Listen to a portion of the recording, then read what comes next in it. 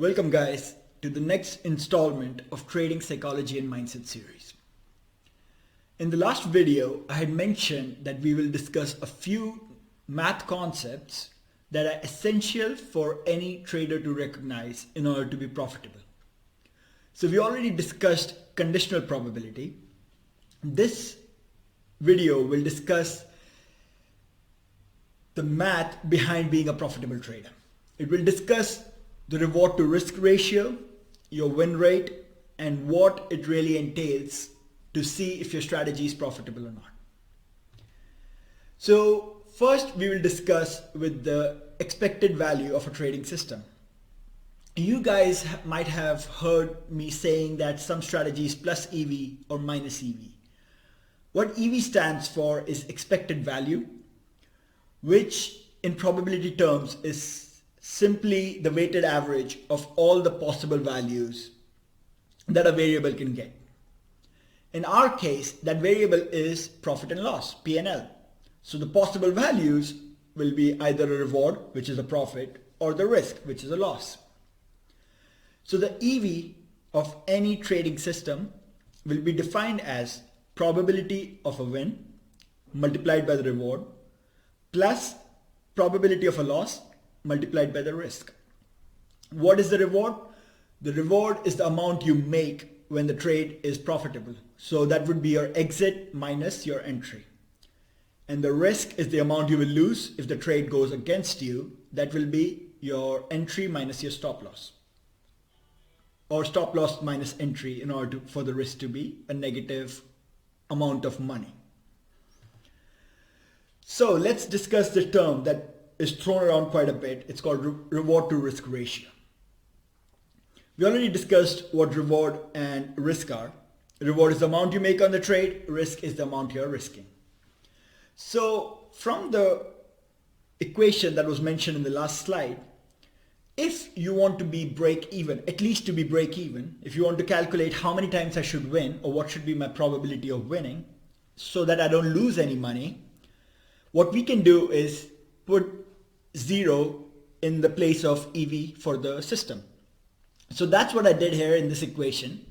And with some basic algebra, I found the minimum probability of winning required in order to be at least break even.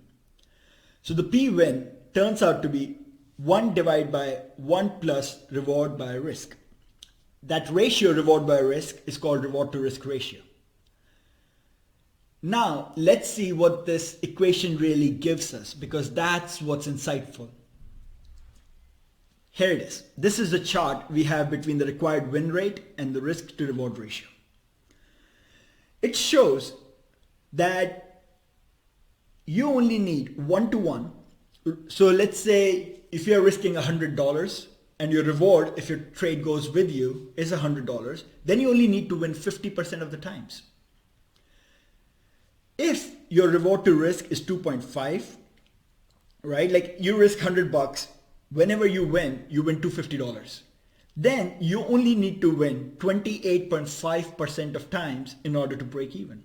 So you can lose 2 out of 3 trades, even more than that, and still be profitable. So this is essential because as traders, especially amateurs, most of them think that they need to win every single trade. And we already discussed that in the second video on how to view an individual trade. You view it as one of the next thousands of trades you're going to take. So if you're taking thousands of trades, and if your trade, the risk to reward is 1 to 2.5, you have to win less than 1 out of 3 trades in order to be profitable. And that's something that most amateurs get wrong.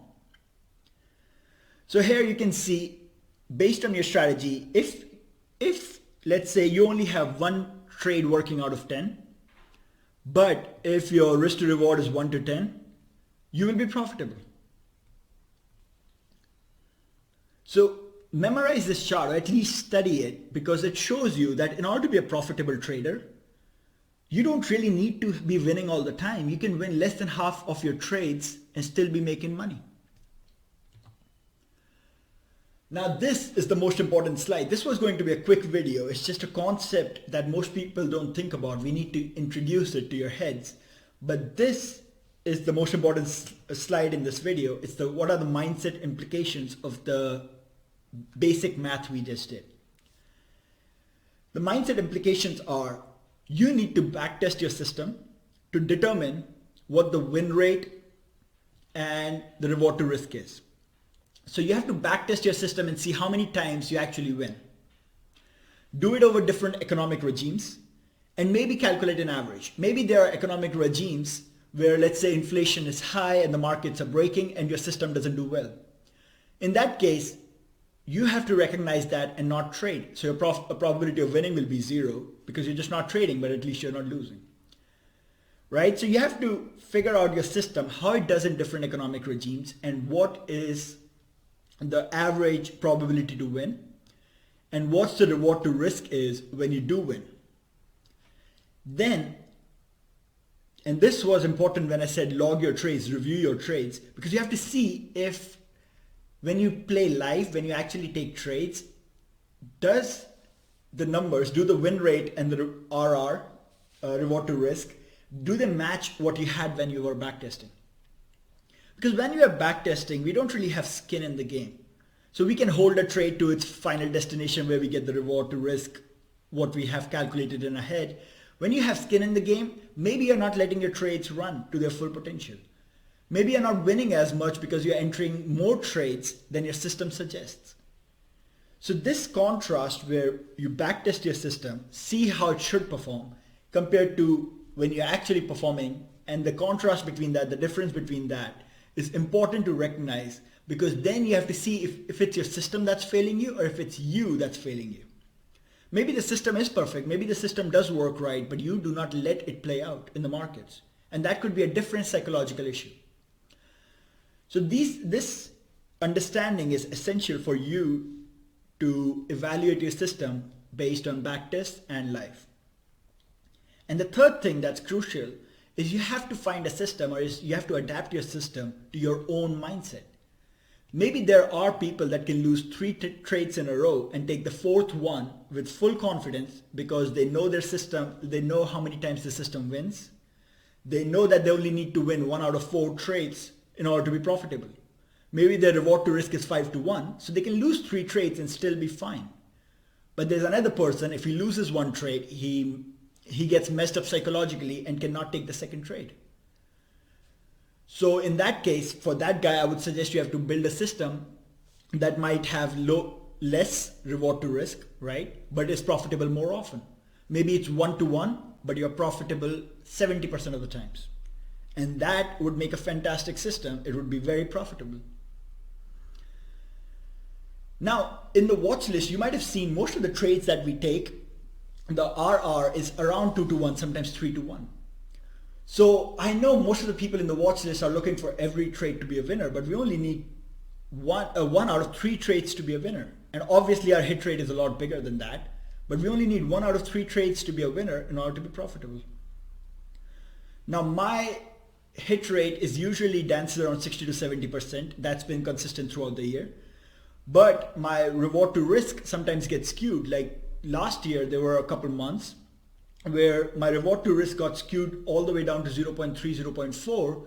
And that came because I would not hold the profitable trades long enough due to the impact of trading for thousands of people, trading with different objectives.